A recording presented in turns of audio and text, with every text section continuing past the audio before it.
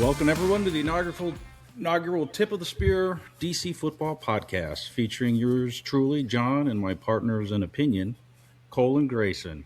We all love football, and especially the Washington Redskins. Yes, that's the Redskins. 3 years ago, we probably would have never created a podcast, as we just sucked so bad, and Danny Boy still ran the team. But since we've gotten a new ownership group, general manager, and drafted Jaden Daniels, we now at least have a chance. At least if we can keep Jaden from getting killed. Hopefully to get back to where the Redskins were when I was growing up. A perennial playoff team, competing for Super Bowls. These two really need to experience the Super Bowl. True. Got a little taste of it last year. How you guys doing today? Cole? All right. I'm doing good. Yeah, like my pops here was saying, I've been a Commanders, Redskins, Washington football team fan my entire life. I'm 23. I've seen nothing but pain and suffering minus 2 years. That'd be 2012 with RG3, where we had a little bit of hope before, we all know what happened there. And then obviously last season before, once again, we were plagued by injuries and couldn't keep going. Cautiously optimistic for the next couple of years, but we shall see. I'm Grayson, as my father and my brother both mentioned. I've also been a Commanders fan ever since I grew consciousness at the age of probably 5. I feel kind of like I feel a comparison with Jets fans right now. We're both in pain. We did taste a little bit of victory last year, but unfortunately, I think it's like the biggest fall off that we've seen in a while. Going 4-13 or something like that. I'm hoping we could, get Jaden Daniels healthy again and actually compete. Yeah, I think that's the key. I think Jaden is the key. We've had some interesting stuff that happened this week, actually the last couple weeks. Several of them have involved coaching changes or lack thereof. Earlier this week, I guess we announced we hired David Blau, who I guess was the passing coordinator with Cliff Kingsbury. How you guys feeling about that move? I was a little bit concerned with the fact that we didn't even bother interviewing anybody else. It appears we skipped over, I think it was Mike McDaniel we talked about in the past, about how much we would be excited about. He had an opportunity to work with Jaden Daniels, and we just skipped right on by him and hired the passing coordinator that was already here. Yeah. What are you guys' thoughts on that? He's a previous quarterback in the NFL, by the way. He has 0 wins in his NFL career. I don't know if you guys knew that, but he actually has 0 wins. He started 7 times. He started 7 times. He played with the Cardinals. He also played with the Lions, and he has 0 wins. Now, I'm not saying that he's a bad offensive coordinator, but I really just want to ask the question maybe to you guys and just like asking myself too, because I think about this all the time. What goes into the process of hiring an offensive coordinator or DC, all that stuff, head coach. But we have an in-house guy. I've been looking all over Twitter. That's what people like about it, is that he's an in-house guy. He's been with our staff for a long period of time. I don't know how many years he's been here, but what do you guys think about that? I don't know how long he's been here, but I'm a little bit concerned with the fact that we just we got rid of Cliff Kingsbury and we hired his protege. And I thought the issue was why we let Cliff go was because we wanted to have Jaden Daniels under center more and run more of a West Coast style offense. What I've heard is that he's a disciple of the Shanahan philosophy. But I agree with what Grayson said. I don't think he's ever called any offensive plays. He's executed a few, and it sounds like not very well. But I don't know. I'm a little bit concerned with the process. Everybody says it's going to be great, but I don't know. So the way I sit on it, I do like the David Blau hire. I do. All the guys available, I didn't think there was a whole lot of fantastic offensive coordinator options this year. Obviously, there was Mike McDaniel, and everybody wants Mike McDaniel, right? We'd have to be in a massive bidding war with pretty much anybody, assuming he didn't land a head coaching job. Now, I know he just took the OC job. What was it, at the Chargers, I believe? Yeah, of all places, the Chargers. But you know what I found out about? Sunny over there, and you know what, Cole? You know what I think about that? Isn't he best buds with Sean? What's the coach of the Rams? Sean McVay. Weren't they? They're like best buddies. You want to know where they were? out drinking. No, they were here. They were here. They were all here. All of them were here with the Commanders, under staff, under Shanahan, everything. What happened? We didn't want to have in-house there. No, see, that's kind of the thing with David Blau, though. Like, we've done it so much in the past, right? Like, we were like, screw it, we'll go for this big name dude somewhere else who ends up coming over here and sucking, respectfully, for the most part. That's true. They most of the time they come here and they again, do suck. We let McVay walk years ago, McDaniel walk forever ago. Like a bunch of head coaches, now head coaches Kevin in the O'Connell. league, and all those kind of guys. They all took spots somewhere else, and they all came from Washington. So I like the idea of promoting a guy in-house to potentially, instead of letting him walk to somewhere else, that seems to always happen, giving somebody else a chance. It's a weird year to do it, in my opinion, though. I feel like it's a make or break year for Jaden Daniels and our offense especially, and Dan Quinn too. Like, if this doesn't work, Dan Quinn's gone. Like, I mean, he's taking a massive gamble. Do you think the fact that they didn't bother to interview anybody else is a little bit concerning, that they went straight with this guy because there was a rumor that he might end up in Detroit? Well, they didn't only interview him. I know they interviewed like 4 guys. I know there was somebody else in the house that I can't remember the name of, and then it was like the tight ends coach for the Cowboys, and then somebody somewhere else, but nobody that's ever called plays before. That to me is concerning. Not necessarily the fact that we didn't interview McDaniel. So the way I see it, like, we should have interviewed McDaniel 100%. Like, at least done our due diligence, make sure. That's the other thing, right? I mean, there's the Maybe chance. he didn't want to come here. I haven't seen a report one way or another, but like with Mike McDaniel, like, yeah, interviewing him, getting him, he'll be fantastic. He's a great play caller, stuff like that. But I mean, again, there is so many OC positions open this year, head coaching positions open. It was more of a less a pipe dream just to get him here. I understand, like, it can be frustrating that we didn't interview him because, like, for fans, you're not interviewing the best guy available, but maybe Dan Quinn or Adam Peters, somebody reached out, and Mike McDaniel just said he wasn't very interested and he was going to keep looking elsewhere and just left it at that. So yeah, I could imagine living in LA would be a little bit better weather-wise, a little nicer, Yeah. A little less corrupt.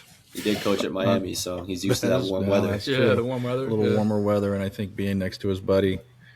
I just think, as Commanders fans, and I go to Virginia Tech, so I'm used to losing all the time. I'm a believe it when I see it sort of guy nowadays. And last year, I didn't believe we were going to go to the NFC Championship, or 2 years ago, I guess you could say now, because the season's basically over.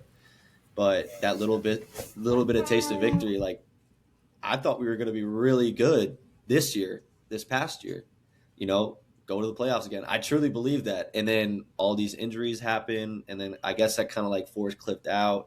But Cliff was going to go get a job somewhere else, most likely. I don't know. He hasn't got a head coaching job. They said he was going to go to Baltimore, and Baltimore hired another guy. So we'll see what happens. But I mean, he kind of, we all saw this Browns coming to us and using us as a stepping stone to get somewhere else, to get out of that horrible job in Arizona. I mean, it was just awful. So it'll be interesting to see what David Blau actually does and produces for us.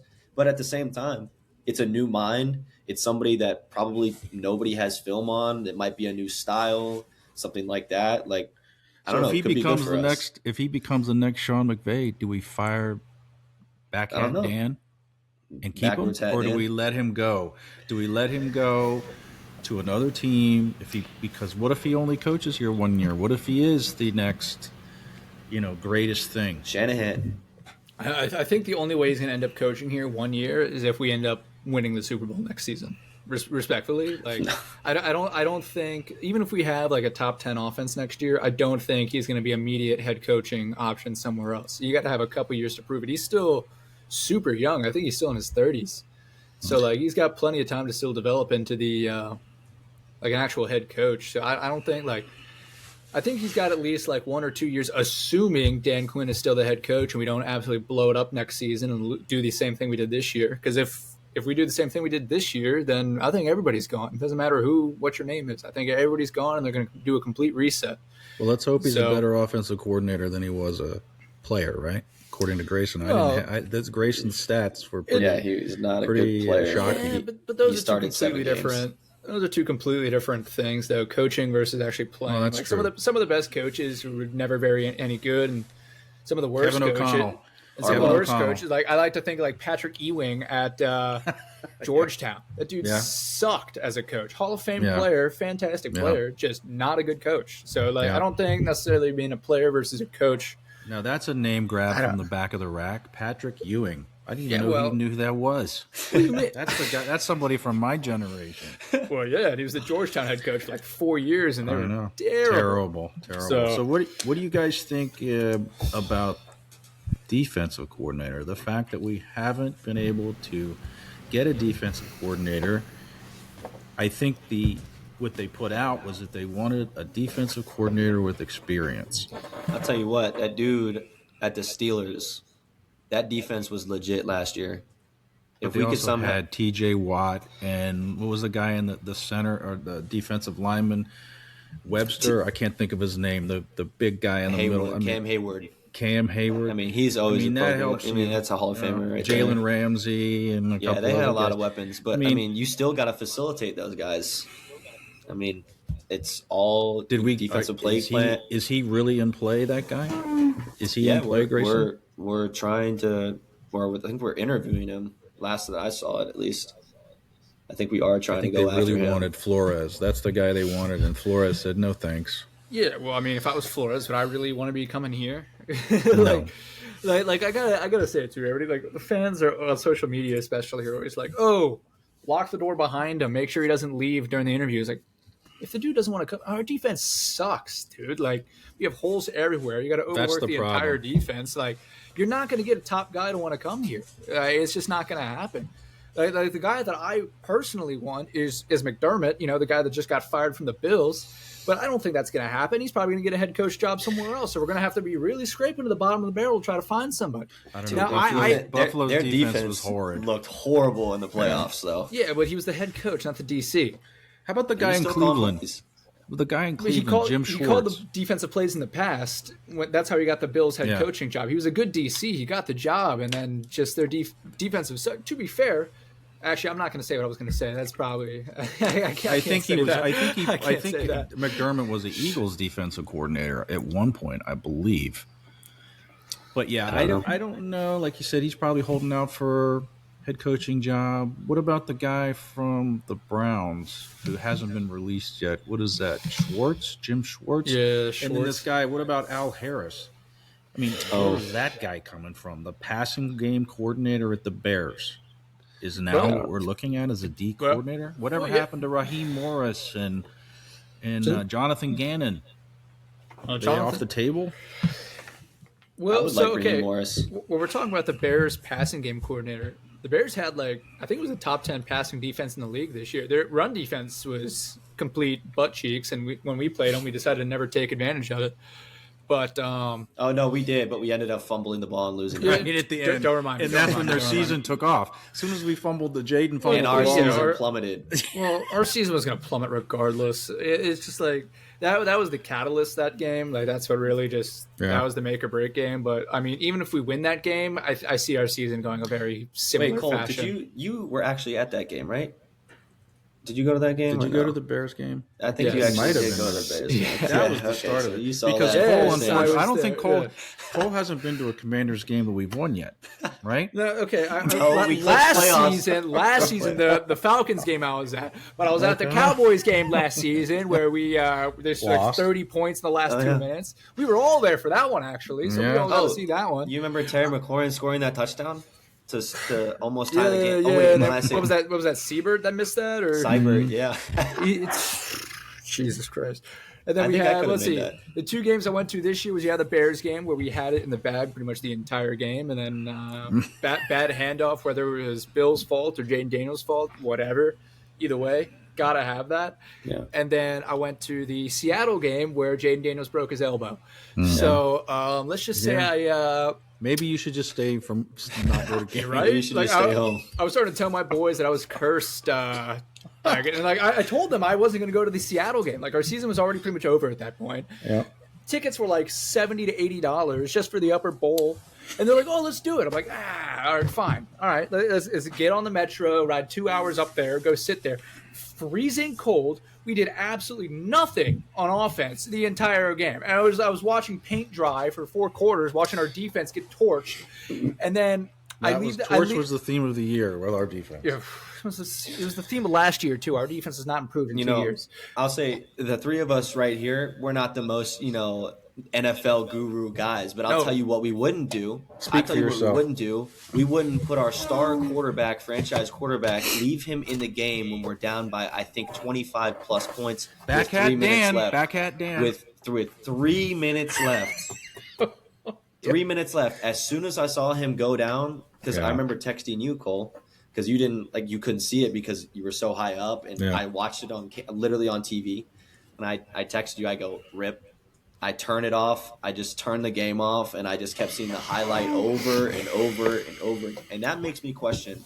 Dan Quinn, when he did do the press conference, he took accountability for it. But that's just something you cannot do as a head coach. He had to take accountability for that. I guarantee you. The people were clamoring for that. But back to the defensive coordinator thing. That's why we need a good defensive coordinator for the very reason Jaden Daniels can't win. He can't play hero ball all the time. We need a defense that can actually stop people from scoring every single time they get the ball. They go down the field and score. So that's why I think it's so important we do pick up a defensive coordinator. And I would prefer, if our pickings are Jonathan Gannon or Raheem Morris or Jim Schwartz, I'm taking one of those guys over some 2 brand new coordinators, a brand new offensive coordinator who never called plays and a defensive coordinator who never called plays. I just think we're setting ourselves up there. I don't know. And then we're losing another year of Jaden Daniels potentially. Just my 2 cents. I really don't think that whoever we hire, defensive coordinator, is really going to make a difference. If you really want to. If we're really going to go about DCs, I think, we can get Schwartz or Raheem Morris or whatever. And sure, they're a big name who's had a long history, but they just our personnel on defense is just not good at all. Well, that's what they're going to have to come in and realize. What star do we have on defense? That's what the draft is about. Yeah. Quan Martin. Noah Iganagame. Quan Martin's good. Samuel showed flashes. I know he struggled this year, but I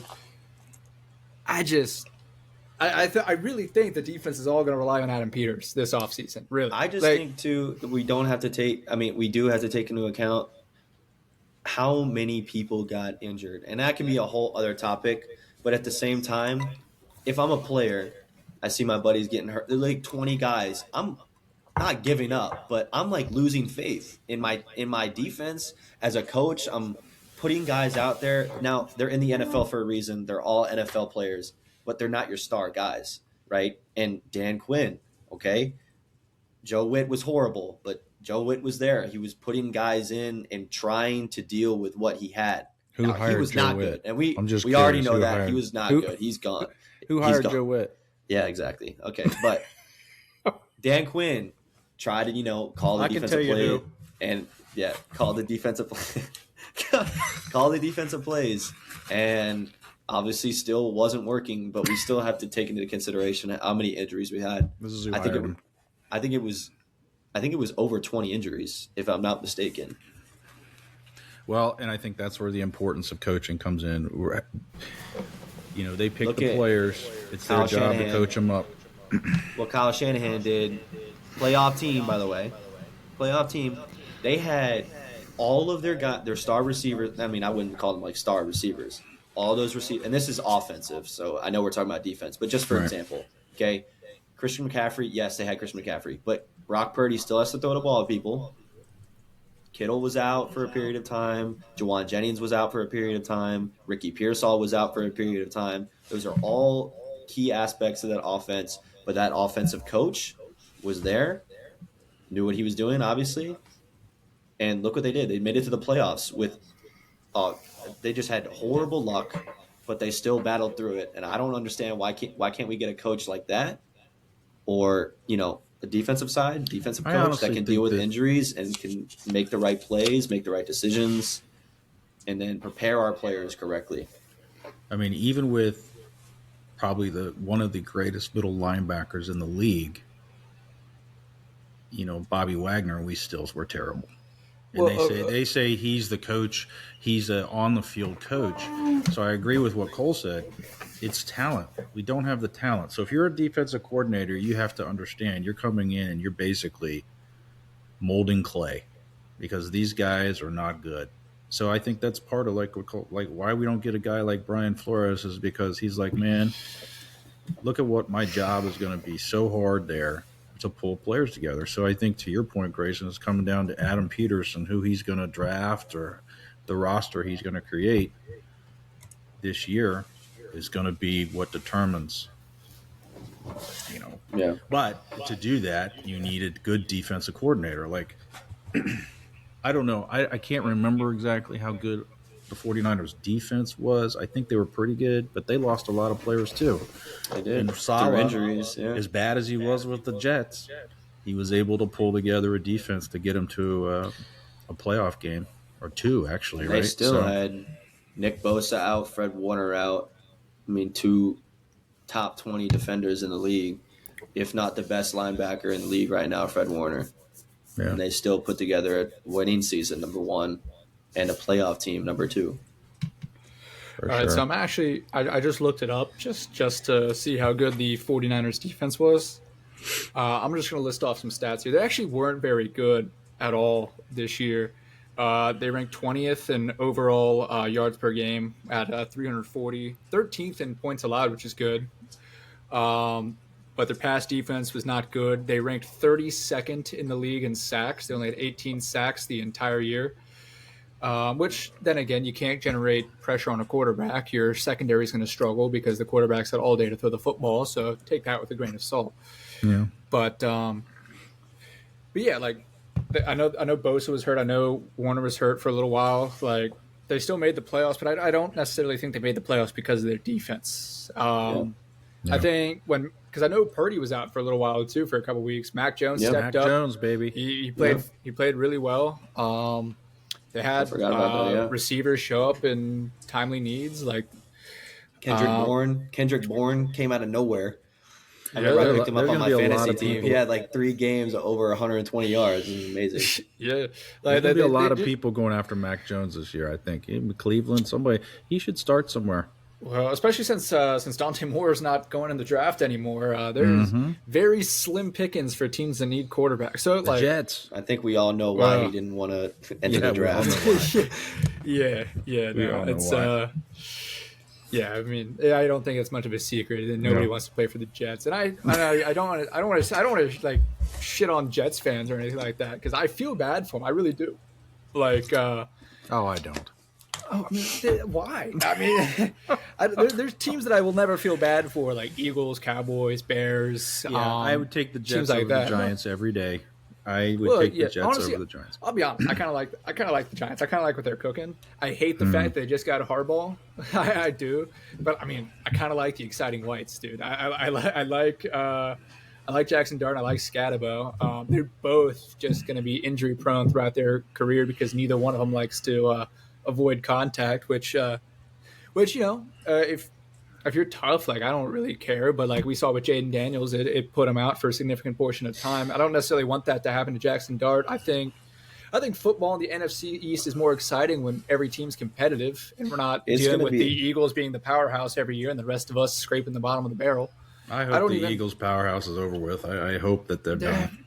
I think like they put all their problems on Kevin Patullo this year. Don't get me wrong, he was not a good OC, but at the same time, like, and I know Eagles fans are always going to be like, oh, but Jalen Hurts was the Super Bowl MVP and stuff like that. And it's like, yeah, you guys also won a Super Bowl with Nick Foles, if you remember. Like, that didn't make him an automatic top 5, top 10 quarterback in the league. He had a great supporting cast, and I think last year the Eagles had a phenomenal defense.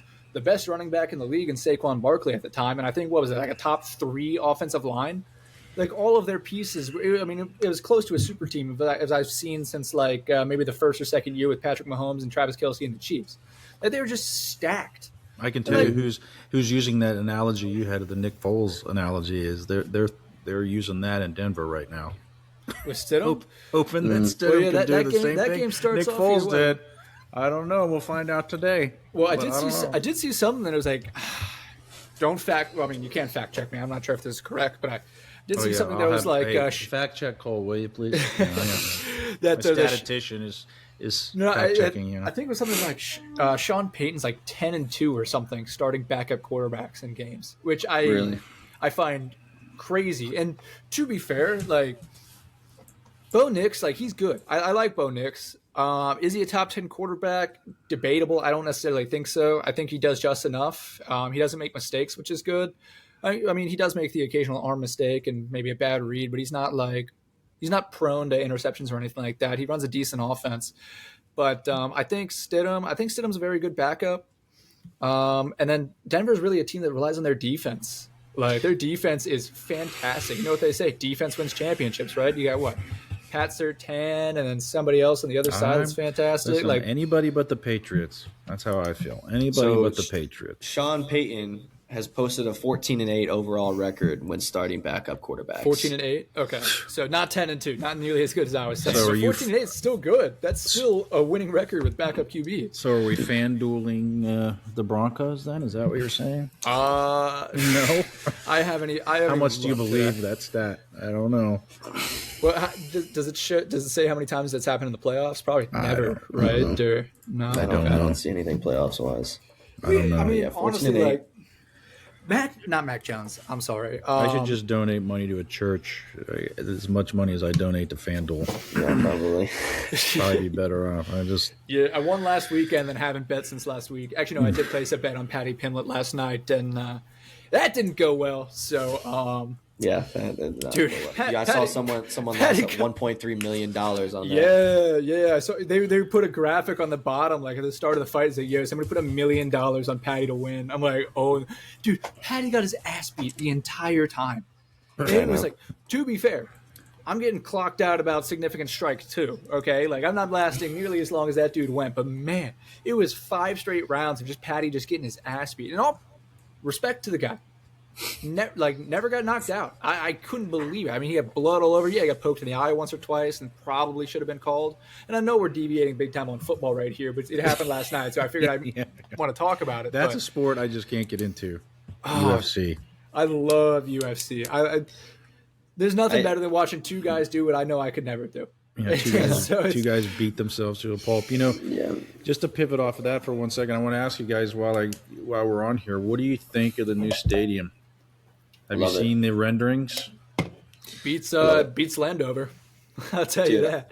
And I love how, growing up, I never even went to RFK. Cole, you guys go to RFK, but I was too young to even I went to RFK, twice, maybe? I took you to RFK for a baseball game when the Nats came back. Yeah, I remember that. And then I went one time as a field trip in high school or something. No, middle school. Not high school. Soccer, maybe? Yeah, no, we went to just tour. We didn't go for like a game or anything. We went and toured the it was decrepit. It was when DC United was like using it for like their very last season or something before they built all the Audi field. But I mean, I know everybody's got great memories. I don't necessarily I was probably 4 when you guys took me there because Nats Park opened in 2005. So I was born in 2002, so I was probably 2 or 3 years old. Yeah, I took you there, and all you wanted to do was leave once we got there. But I tell you, I love.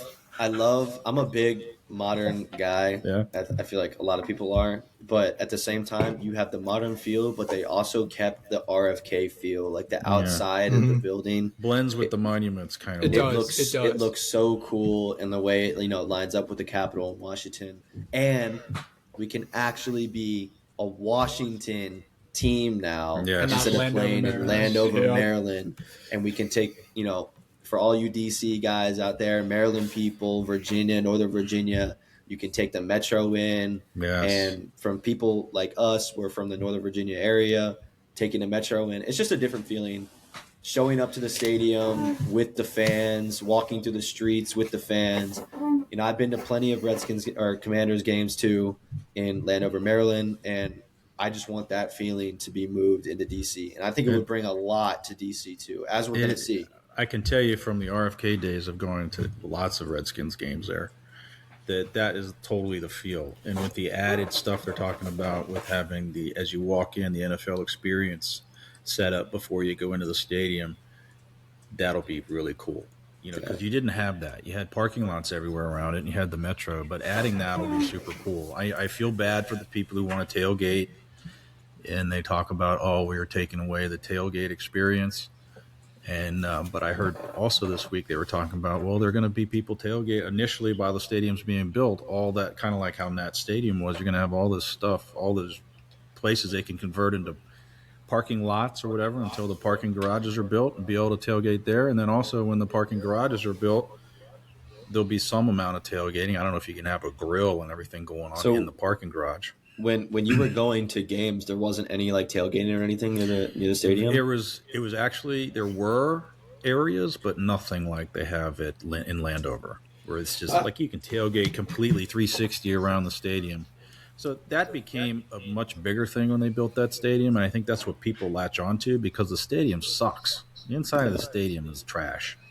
And RFK was trash, but RFK in terms of the inside, because it was bare bones, but it was just, the environment was unbelievable. And the rocking of the stadium, rocking, there's the lower bowl literally was like on springs, and you could hop up and down and the whole place would shake, kind of like at Tech. Right? Yep. And that one end where you can jump up and down and you can feel it move. But the whole fact that they're saying they want it to be the loudest stadium, that we could have a Super Bowl, that it'll be covered, artificial turf. I'm not sure how you guys feel about having a dome and all that. At first, I wasn't happy about it.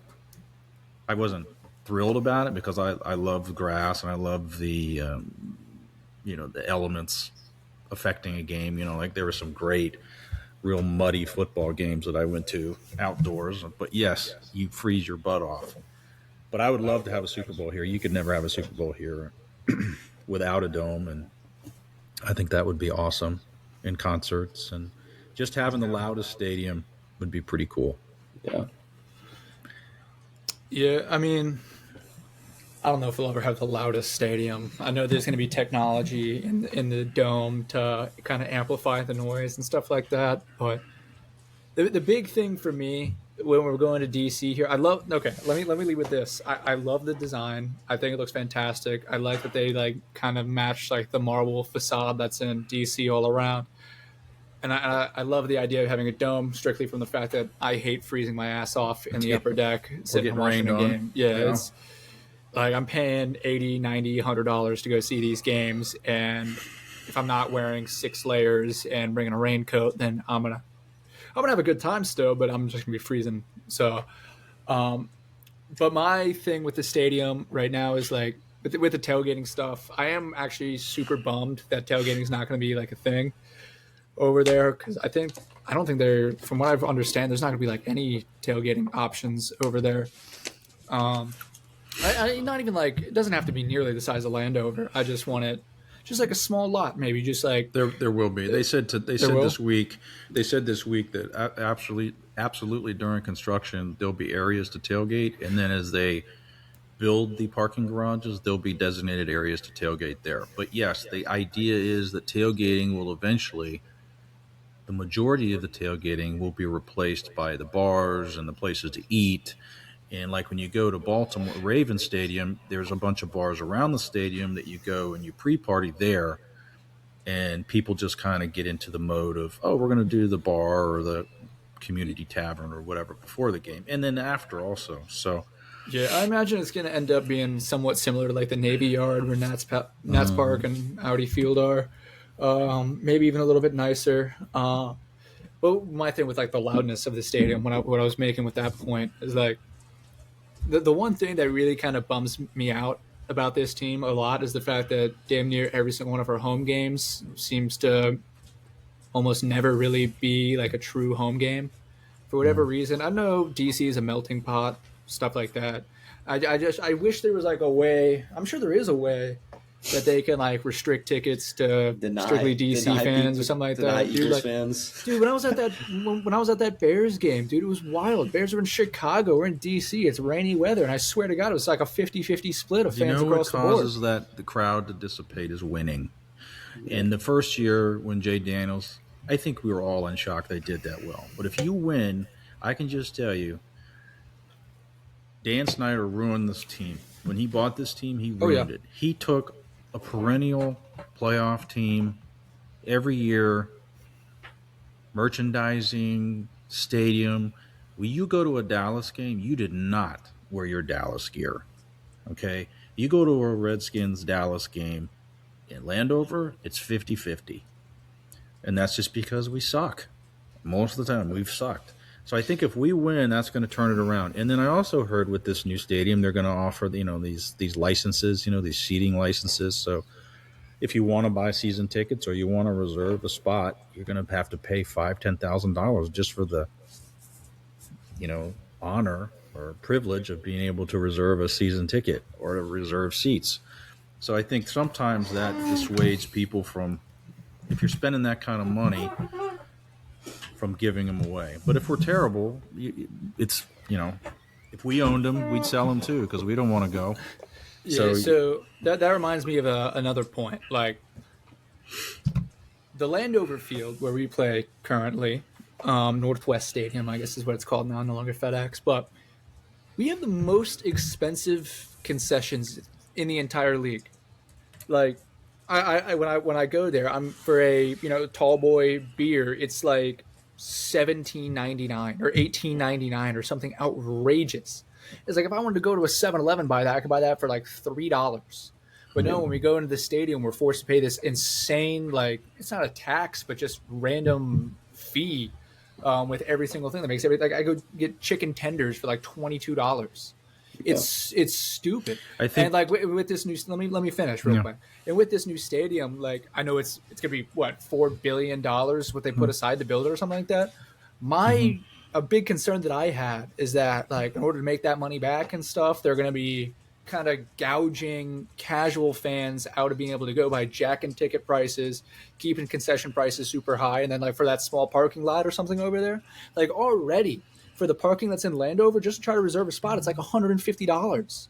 Yeah. So if you want to get a spot in this new stadium with a small parking lot, I can imagine like with one singular tiny lot in there for tailgating, it's going to be at least probably $500. What I heard, it's like when you do that, I feel like you remove fans like me, for example, like Grayson, where we're like, yeah, we have. What do you mean, like me? Like everybody? Like everybody. I just mean like. I'm referring to more like the younger people like myself who like we can afford to go do some fun stuff and stuff. I work a full-time job and Grayson's in college, so he has a little bit less money than I do, but like it's just one of those things where like spending like over the course of the entire day like $300-$400 at a game for your ticket, your food, parking, whatever. It's just not reasonable for a whole lot of people. Yeah. I think what I heard, Cole, that one of the things they're looking at is by having this dome. In part of the reason why I think the prices are so ridiculous at football games is you only have 8 a year, so you have to pay for that building.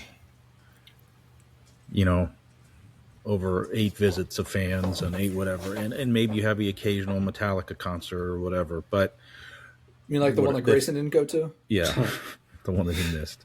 But the one theory behind it is, and what I've heard them say is, if they're able to use it more than once or twice or 8 or 9 times a year and have concerts and all that, that the building is going to help pay for itself. But yeah, concessions should come down or be down. But we say that now, but prices go up all the time. But I also heard that when they do the parking next time, the parking is going to be included in your ticket at a reduced amount. So it won't be as much as I guess they were paying, supposedly. And I imagine the closer you are, the worse it'll, more expensive it'll be. But I think now you pay for your ticket and parking is separate. I can't remember. It's not included in your ticket price, so that they would bundle that. Now, whether that would be cheaper or not, because I think it's I don't know. I think there's some questions as to who you buy your tickets from, whether it's SeatGeek or one of these other places are selling the tickets, so there's a middleman. Anyway, way too complicated for me, but I know they're aware of what you're talking about, and I think the idea is also with all the development that's going on around there that you'll have more options. So maybe you don't buy that $18 beer in the stadium, maybe you buy that $10 beer in the pub across the street. I don't know. Yeah, no, I get that. And then at the same time, this is not me saying I go tailgate every single time I go to a game. I've done tailgating a couple times, usually with people that, like my buddies, when we go, they'll have like a family member or something that has a tailgate going. We'll go hang out with them. But it's just, I think that's part of the fun experience of a football game is going to tailgate. And that's not to say I'm not going to go take the Metro to these games all the time, because I absolutely will. It'll be easy. Hop on the Metro, take it probably 45 minutes to the Armory, hop off, and probably a 2-minute walk. I will say that's one big thing I'm looking forward to, is not having to walk 20 minutes from the Landover Metro station You won't have to do the that. stadium. And then I remember during that, the Bears game, it was just pouring down rain that entire walk. It was not fun. Speaking of rain, I got a question for Grayson. Construction engineering. Oh God. Major at Virginia Tech. If you look at the drawing of the roof, and I brought this up to Cole earlier, I know what you're going to talk about. where does the water go? The water flows to the middle of the roof, and then where does it go? It looks like the giant bowl going to be in the middle of the roof. Yeah, it looks like it's going to like slope straight down onto where everyone walks. And then so you're going to have water running through the middle of the roof onto the players. I mean, I'm sure they have drainage. From my amazing analysis, big word, I would assume that it's going to be sloped. Yes, as you can see, it's sloped in, but at the same time, I guarantee on the sides it's like facing the Capitol and towards the river. Yeah, it's going to be sloped backwards. So it's going to be almost like I don't know. I think it's going to be sloped fine. Yeah, it's going to be a dome, obviously, but I think from the middle, it's going to be down too. Like it's going to be sloped down. So yes, it's going in, but at the same time, it's coming out as well. And I'm sure that has to do with all sorts of regulations. I mean, it's going to create so much weight, but there's no way they wouldn't let water, I will say it is weird that the dome is both concave and convex. Like you got like the one part that comes out here. You guys are way above my. Oh come on! It's like glasses, dude. It's really not that difficult. But yeah, like the one part where it kind of slopes down in the middle, and then it slopes down this way. It's a funky look, but I just think you've seen like the photos of the white roof that goes all the way around the glass. I imagine in that system there's probably some sort of water drainage system, especially for like snow like we're having today over here. Like it's got to have somewhere to go. We can't have a situation strong roof, right? Well, I'd imagine it's going to be reinforced. You guys don't remember, but the old Minnesota stadium. I was just about to reference that. Collapsed. But then again, that was also a soft, like tarp roof, like a bubble roof, one of those versus kind of like Redskins Park. Yeah, as opposed to like an actual glass dome. Stadium design. So I guess overall we all like it. Mm-hmm. Excited about the fact they're moving back to DC. One more thing on that thing, as a younger fan, as me and my brother, we didn't experience much at RFK, and I just feel like, having kind of like the Nationals, if the Nationals were actually good, but having that feeling of arriving to the stadium all as a group and leaving on a win, and you're in your city, at Landover, Maryland, there's really nothing. I mean, as a fan, people that have been there and people that are watching that have not, it's basically just a drive-in through a neighborhood, and then you just show up at the stadium, and that's it. It is weird how it's that drive by also itself. is the worst. It's very weird. I feel bad for the people that live there. Oh my God, you can't go anywhere on Sunday evenings. Yeah. It's just not. You can't. But do you think? Okay, go ahead, Grace. My point being is just, I feel like I want to experience a Commanders win in that stadium, leaving the stadium, and seeing all the fans in the city. I think it will do so much more good just having the stadium there in DC. I want to experience that. I can't wait for that. Hopefully, I think generations go by. I have kids. You guys are going to too. Jaden Daniels is going to make that happen.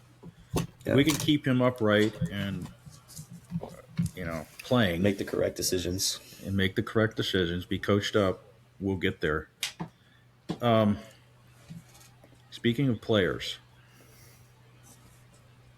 we got a bunch of old guys on this team. Yeah. Who are we keeping and who are we letting go? I guess we're just letting them all go. We letting the Debos of the world. He's out of here. We're letting Bobby Wagner go. We trading Daron Payne. We re-signing Daron Payne. We obviously Marshawn Lattimore. We're letting him go. We're not going to bring him back. You know, I mean, Quan Martin, we letting him go? I mean, yeah. Quan Martin can leave. All right. He's not that good. Who are we letting go? I'll tell you who had a career year is Deron Payne. And he obviously wanted to get paid. This was his contract year, free agent year. He's going to have to get paid. You know, it'll be interesting to see who we keep, what Adam Peters wants to keep, what, you know, Dan Quinn wants to have, what the DC that comes in, what he wants to have. But he had a career year other than, you know, punching Amon-Ra St. Brown in the face. Other than he that. deserved it, by the way.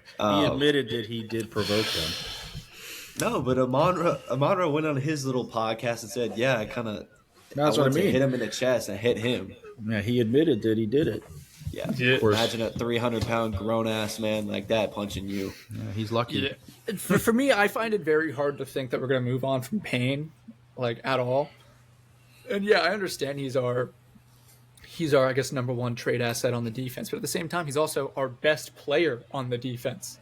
Like, if we trade our defensive line, number one, I know we had injuries and stuff this year and couldn't get any pressure, but, like, why would we get rid of our best defensive tackle on a defensive line that's already not good? Like, that just, unless we're getting some sort of massive return with a bunch of young guys that can fill that spot immediately. We only have 5 draft picks, fellas. 5. You can only fill so many holes, and most of those are after the 4th round. So it's like those players you get over there, yeah, you might run into a guy like Bill that can be productive, but it's not going to happen every single year. You'll end up with more guys like a 2nd rounder with Ben Sinnott, because that's who we seem to want to draft. And don't get me wrong, I like Ben Sinnott. I want to see more from him, but at the same time, like, it seems there's something in the coaching staff or in the office over there. They're not a big fan of the way he plays. Maybe he's just strictly a blocker. But if in that case, we have a blocker. Why did we draft him in the 2nd round? We signed Bates to block. I don't think he's the player they thought he was. Ben Sinnott, you mean? Huh? Yeah, I'm saying, Ben Sinnott is not the catching tight end, and he's not a blocker. Because we don't utilize him. We signed John Bates to be our blocker. So if that's all Ben Sinnott is, bye. I'll say, as much as it hurts my soul, I think Bobby Wagner needs to leave. I mean, he's kind of left, you know, he's kind of left his image. I think what Adam Peters bringing him in, and I think from an outside perspective, this is just my opinion. You bring in an older veteran to teach the young guys, and I feel like that's how it was going to happen. So I think, you know, and Zach Ertz coming in, you know, these are veteran guys, and even Frankie Louvu, yeah, he's a younger one of the older guys, but he's still, I think he's like an 8-year vet, something like that. He's coming in, teaching the guys. I think one of the guys to look out for, I think his name is Jordan McGee, right? Mm-hmm. Jordan McGee, linebacker. He's going to be really good, I think. But is he going to be the Mike? Is he going to take I think Bobby Wagner's spot? I think Bobby Wagner would be better served if he wanted to play again to go to a contending team. Maybe go back and sign with Seattle where he started. Maybe one of those other teams. I mean, I love him. Everybody loves him. I love him. But too. Here's the thing: I don't love watching him in pass coverage. Okay, then bring him on as maybe you keep him as a linebackers coach. You know, you don't have to get rid of him. I'm only saying if he continues to want to play, then maybe you keep him as a backup linebacker. He can't be your everyday. He was leading. Starter. I mean, he was in the top 5 for tackles last year, and he was. Well, I think he's like 34 or something like that, or I think he's 36 this next year. I don't 35. know. He's definitely really old. Now, I love him. He's obviously a Hall of Famer, easy Hall of Famer, but you know, he's a 35, 36, whatever, 30-year-old dude trying to chase down 25-year-old, 24-year-old, 27-year-olds, people that are, you know, if they're not in the tackle box, you know, if they're not running the ball and they get to the outside, what do you think? Jameer, you think Bobby Wagner is going to catch a Jameer Gibbs? You think Bobby Wagner is going to catch a Devon Achane? No, there was actually I'm not sure if you remember watching the Lions game this past year, but there was a clip that was going viral all over Twitter where it was like Bobby Wagner trying to chase down Jameer Gibbs on an outside run. Yeah, and he looked like a crippled old man trying to chase down a Ferrari. Yeah. It's just like don't get me wrong. Again, I love Bobby Wagner. I just like there does come a point where it's like maybe it's time to get younger, you know, like maybe it's time to get a little bit more speed, somebody that actually do pass defense. Like I know we got a pick this year, but it was because I don't remember who threw it to him. They threw it right in the breadbasket straight at him. Like, and the funny thing too, like people love to bring up that people don't watch Redskins football or Commanders football, sorry. But they say, yeah, we had a lot of injuries last year, and it was because of our age. But here's the thing. I think 80% of the dudes or 90% of the guys were under the age of like 28. So all the old dudes, Bobby Wagner didn't get hurt, Frankie didn't get hurt, Von Miller didn't get hurt, but we still had guys like Trey Amos get hurt. I mean, Marshawn Lattimore got hurt. He's I'm not older dude, but I mean, he's like what, 32 or something. I don't know. He's pretty. Marshall Lattimore's got a severe history of injuries too. Like looking back on that trade, we gave up way too much for him. At the time, it looked good. But man, I think that is looking like a terrible, terrible move. Bobby, unfortunately, we need to move on from him.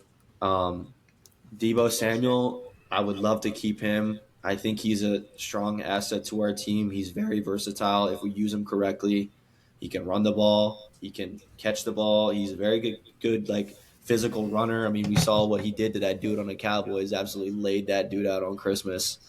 Problem was with Deebo, there just wasn't enough of it.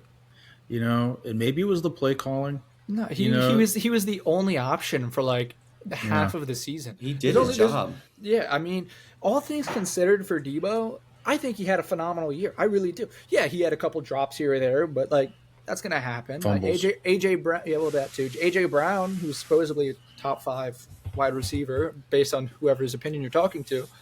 I'm sure we saw that game against. It was a playoff game. The Eagles. Yeah, the Eagles. Where AJ Brown San Francisco. dropped. Yeah, San Francisco. Thank you. Where AJ Brown dropped 2 passes on like the very final drive and pretty much ended their season. Like I think Deebo did really, really good. And he's, like Grayson was saying, super versatile. You can have him coming out of the backfield. You can have him on a motion like pitch out to him. You can have him running routes.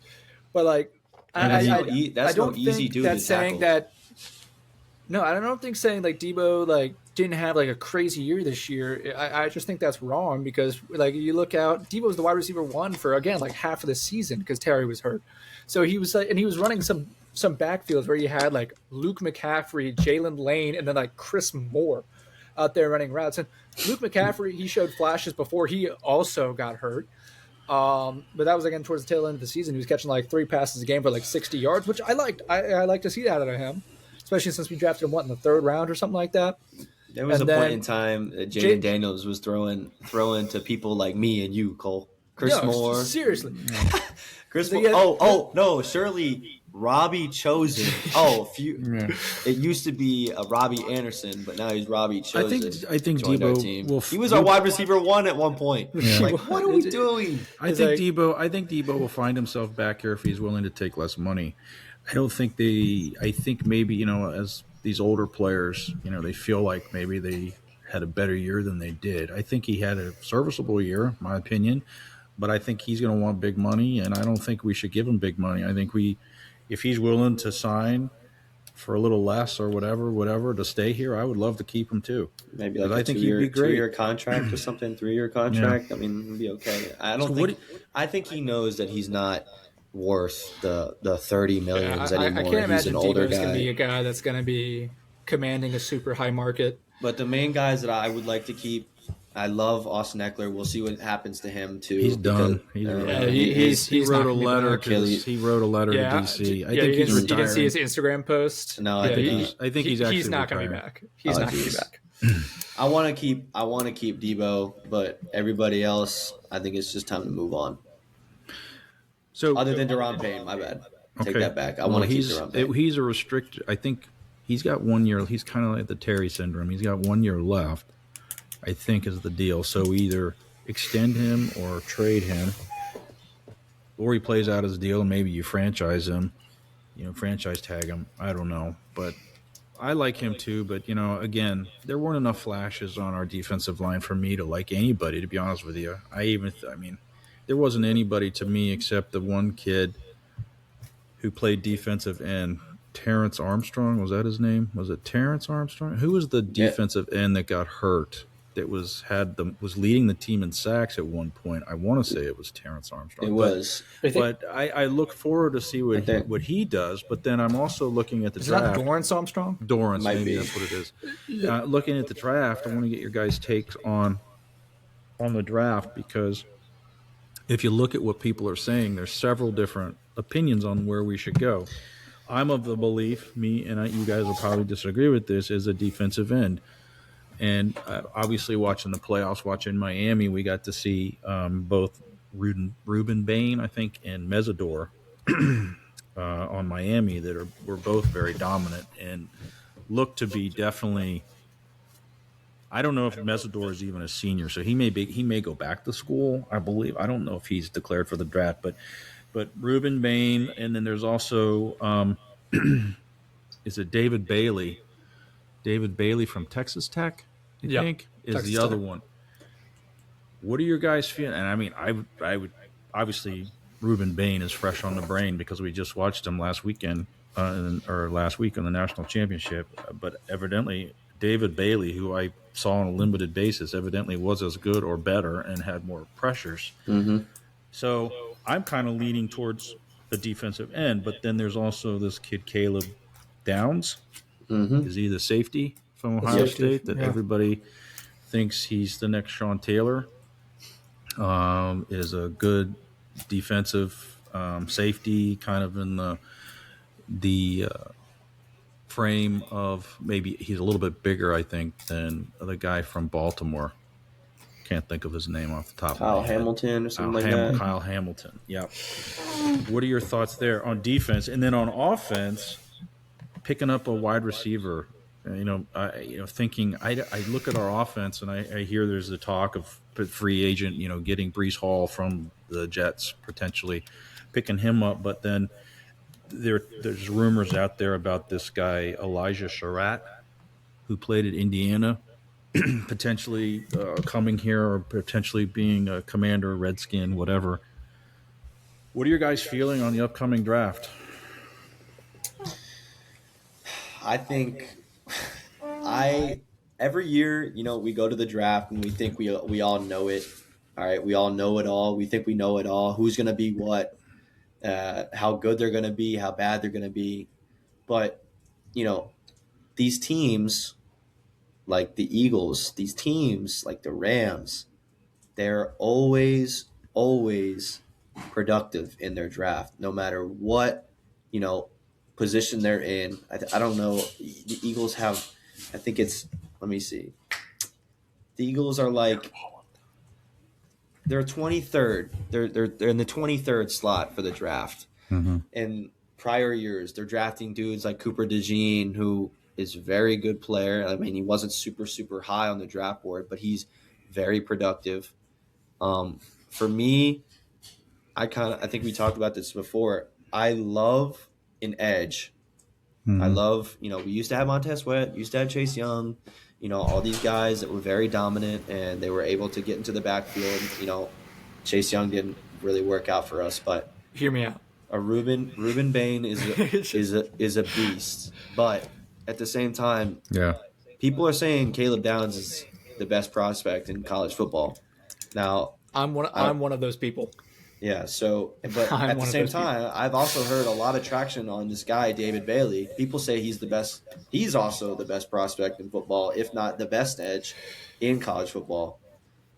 Yeah, I think I heard the entire season, like almost throughout like the whole year, it was like, the number one overall dude seems to be Alvarez. Then you got the quarterback Mendoza, and then if for whatever it was always, I always heard Ruben Bain's name first when we were talking about edge rushers. And then all of a sudden recently, this David Bailey guy, maybe it's my lack of ball knowledge, maybe something else, but David Bailey for me kind of snuck up on me. And all of a sudden, like I'm looking at the draft rankings right now and David Bailey's actually jumped a couple spots higher than Ruben Bain.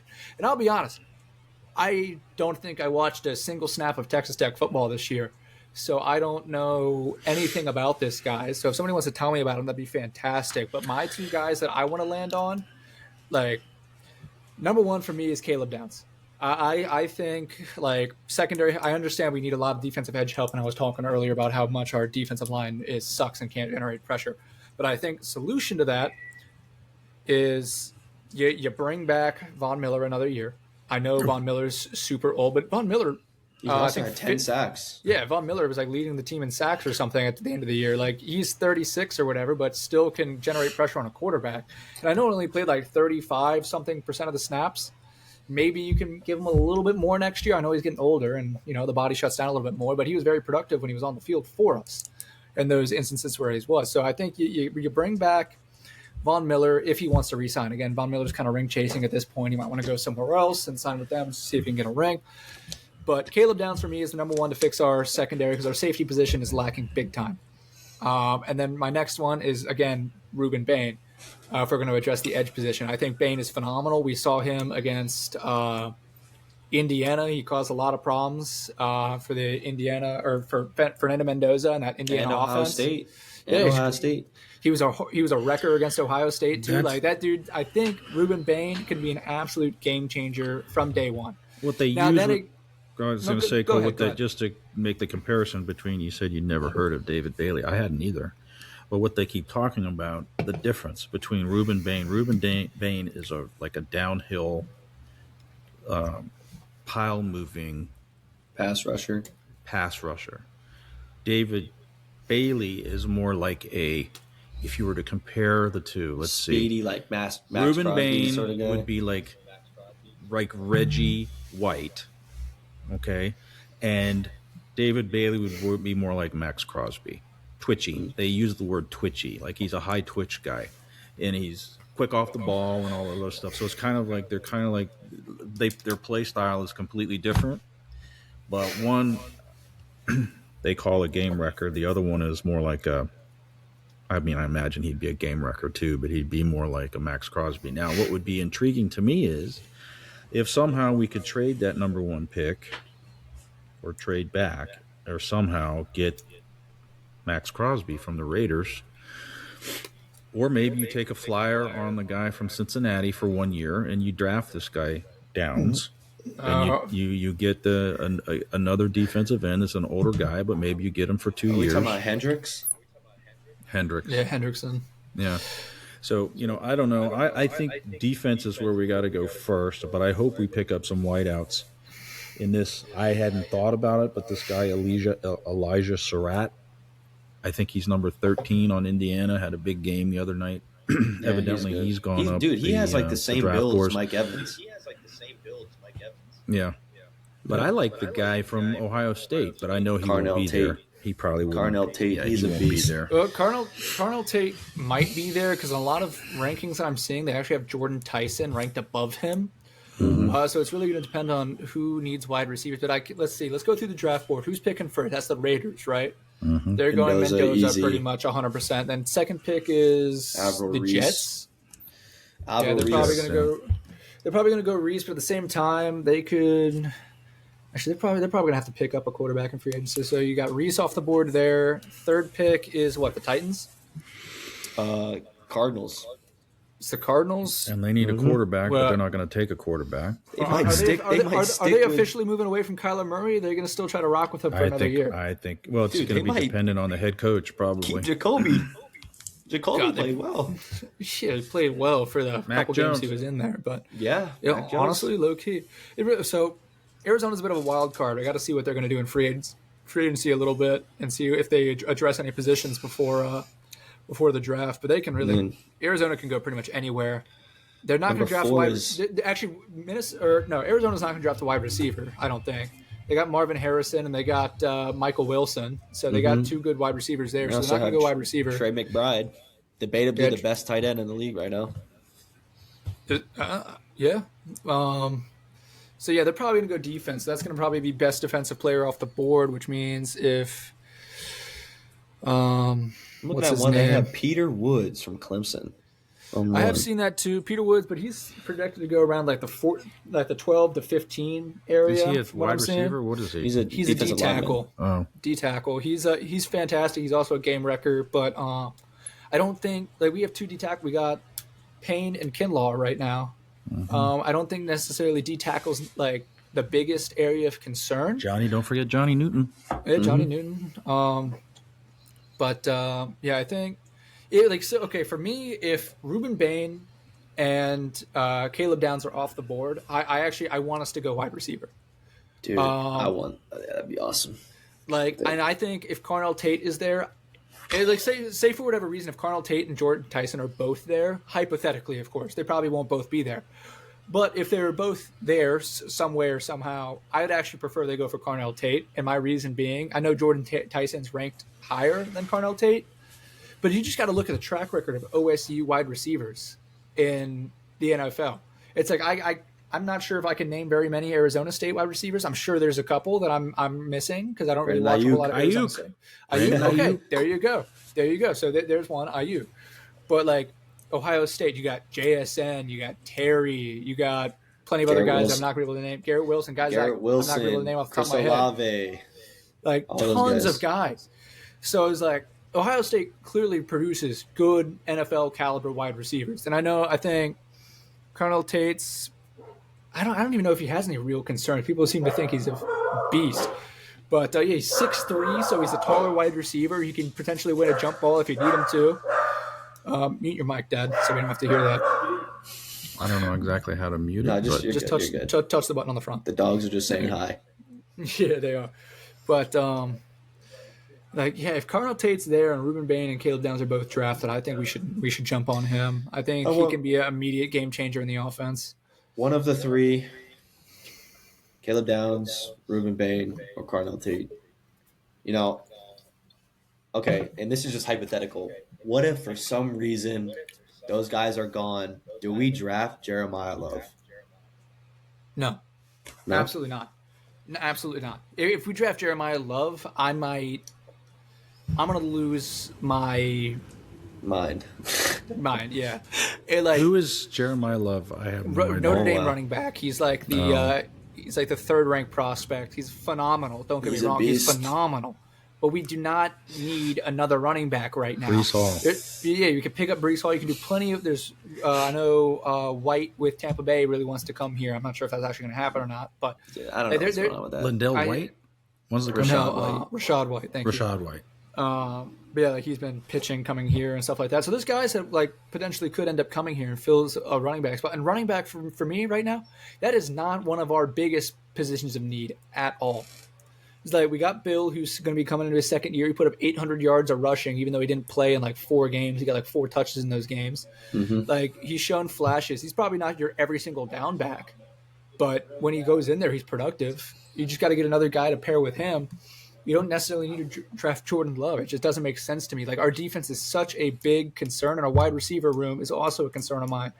It's we need to address those positions first. If we don't address the defense or wide receiver with our first pick, and we go with Jeremiah Love if he's there, it doesn't feel like a serious pick to me. It feels like we're trying to grasp at a straw for the next Saquon Barkley because what we did last offseason, try to mimic everything the Eagles did, which worked so well for us. That's the reason we paid $40 million for Javon Kinlaw, who got 0 sacks the entire year. Yeah, I know he's a good run stopper or whatever, but you pick that guy up just to stop the Eagles, and the Eagles stop them. Yeah, but I want game changers, and Jeremiah Love could be the next big thing. That's what I mean. You need a game changer on defense. You need somebody that can potentially get a takeaway or that sack when you need to, and stop the momentum of the offense. Because we watched the entirety of this year. It felt like we were just watching them run down the field. It was not a matter of if they would score, it's a matter of when and how long it would take the other team to score a touchdown or points or anything against us. We couldn't stop anybody. So it was if we don't address defense in our first thing, I would seriously question Adam Peters. Yeah, because it would not make sense to go running back at all. The defense is so bad. I think we were ranked 31 out of 32 defenses in the league. We were just terrible. And it's if you don't draft a defensive player, linebacker, safety, edge rusher, anything, even a linebacker. There's plenty of linebackers in the top 10 rankings here too. If you plan on moving on from Bobby Wagner, and you don't want to use Jordan McGee, or you want to have a second linebacker on there, maybe you draft one of these linebackers. But we need somebody to be a game wrecker on defense. Yeah, we can't. I don't want to draft another guy like Newton last year. And I know Newton was a second round pick, but it seems like once we get to those picks, we're drafting guys that can potentially be future role players instead of trying to make a big splash on a guy that can potentially be a game changer, right? The Seahawks got JSN, and he was a 3rd or 4th round pick or something like that. He's an absolute game changing wide receiver. We could have had him, by the way. Just want to let y'all know We that. could have had Christian Gonzalez too, but we decided to draft Emmanuel Forbes instead. So, like, I've watched. We've historically, like in the past 10 years or so, we've drafted terribly, just terribly. Yeah, we got Jaden Daniels in last year's draft, but other than Jaden Daniels, Trey Amos, who got hurt, who showed flashes and can be good if he stays healthy. And who else did we draft this year that played? I don't know, but those are just the two main guys that actually, we drafted Bill, did well. Mm-hmm. One of these guys that needs to have a bounce back year, I feel like, is I know we're kind of getting off topic from the draft, but 2 years ago we drafted Mikey Sanders-Still. He was a dog. Yeah. He was a dog rookie season. This season, not so much. I don't know what really happened. Maybe it was Joe Witt. Maybe it was the play calling. Yep. Maybe it was. Well, they had him play a different corner position this year. A lot of zone coverage instead of man coverage. He was on the outside, right? And they moved him back to the slot, and he wasn't a slot receiver anymore. So I kind of fall down on the coaching as that too. But it sounds like we're all in agreement that it's defense and offense is kind of a luxury. But if what we want is gone, then we go wide receiver, and I like the potential of getting that kid from Ohio State too. So with that, I guess we'll wrap up. We're a little over an hour and 11 minutes, but I want to thank everybody for watching. Hopefully we didn't bore you to tears, and we're going to try to do this as frequently as possible. I know Grayson is a college student at Virginia Tech, so his schedule's a little bit busier than mine, as seeing as I got laid off, so I got nothing better to do. So, but with that said, thank you for watching The Tip of the Spear, the first inaugural episode, and we look forward to seeing you next time. Thanks, guys. I appreciate it. And thank you. Looking forward to our next get-together. Thank you guys so much for watching. Thank you. Thanks, See you guys again. All right, thank you. Have a good one.